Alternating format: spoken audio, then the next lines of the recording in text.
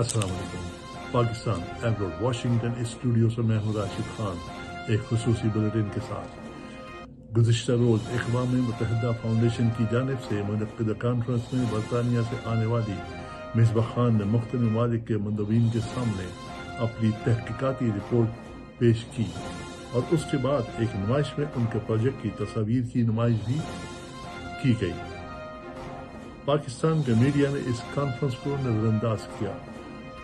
Pakistan abroad इस report को आपके लिए पेश कर रहा है। मुलाज़ा फरमाइए। Introduce Misbah Khan, reporter at the Bureau of Investigative Journalism, to the stage. Misbah is the architect behind this amazing exhibit, captivating exhibit that you have outside, and we really are so grateful to you for bringing that to us and for you to share what was it, the journey that you actually undertake to bring those faces to us.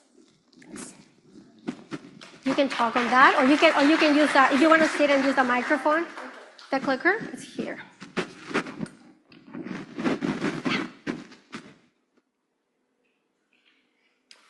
So despite having studied and reported on antimicrobial resistance for a number of years, I wasn't really prepared for what I had witnessed over the past few months. I've been to Pakistan, Nigeria, and Ethiopia to bear witness to the human stories of this global health threat.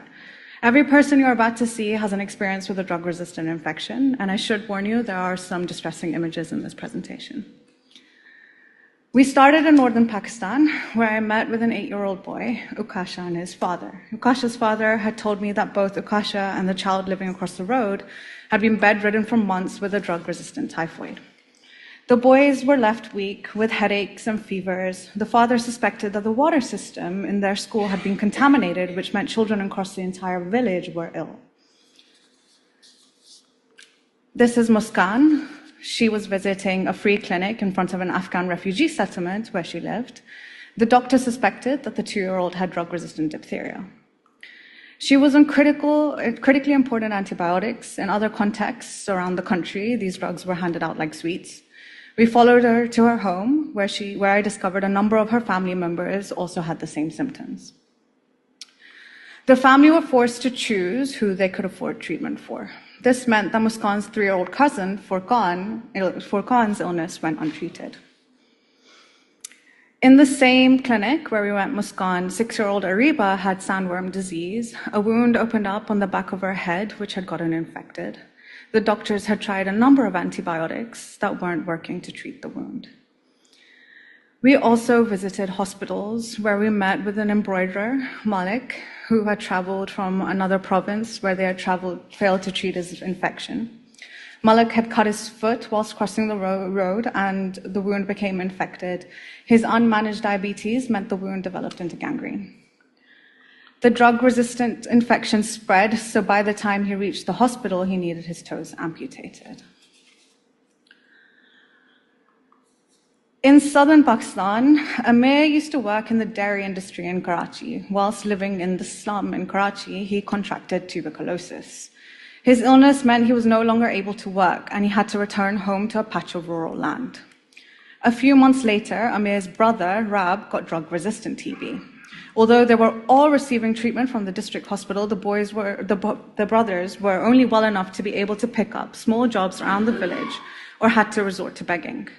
Despite conditions already being hard, they were also looking after the orphans that you can see in this picture. Their older brother had left behind after having died from complications with diabetes. We also visited Lagos in Nigeria. You can see how dark it is because there's no electricity. There wasn't any electricity whilst we were in the ward. This is a ward for newborn babies at the Children's Hospital, but during the frequent power outages, the incubators you can see here didn't work. Most of the babies, like Ahamba, were born outside of a hospital to a traditional birthing attendant. The ones who were brought here almost always had sepsis. Ahamba was on last resort antibiotics, which have been mentioned before, meropenem, which is only used when other drugs don't work. The hospital bills in Nigeria are covered by families. Enihoa, who also had drug-resistant sepsis, was on third-line antibiotics, and she also had other complications. Very sadly, her parents had abandoned her at the hospital after they were asked to pay the bill. Babies like Anioha rely on nurses on the front line of all of this, like Abizim, to survive. They work to ensure the babies are warm during the blackouts. And then we go to Ethiopia. This is probably the hardest reporting trip I've ever done. The Amhara region of Ethiopia was in a state of emergency when we visited because of the ongoing conflict there.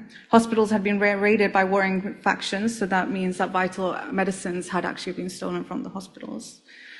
This meant that babies like Rahmat, who had sepsis, have a very slim chance of survival.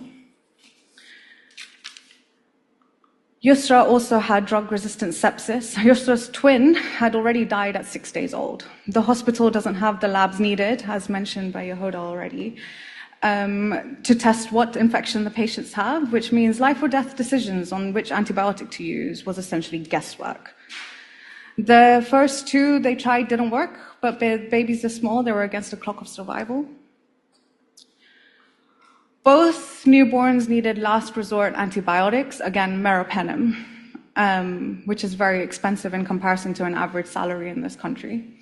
Neither family was able to afford it. They had it in stock just across the road, and I visited the pharmacies, and they did have it there across the hospital gate. Yusra and Rahmat have both died by the time I returned to the desk. What I've shown you is just a few of the patients that we came across. We have met whose lives have been changed and altered by antimicrobial resistance.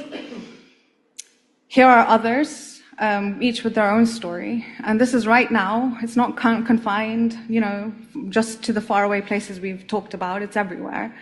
We also saw themes in prescribing practices, the impact of climate and conflict. We're continuing this project because we know how important antimicrobial resistance is and how much it needs to be covered.